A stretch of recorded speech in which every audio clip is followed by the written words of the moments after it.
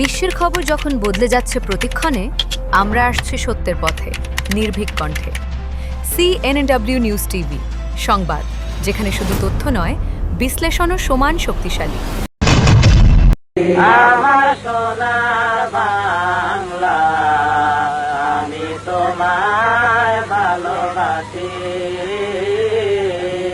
আমি তোমায় ভালোবাসি।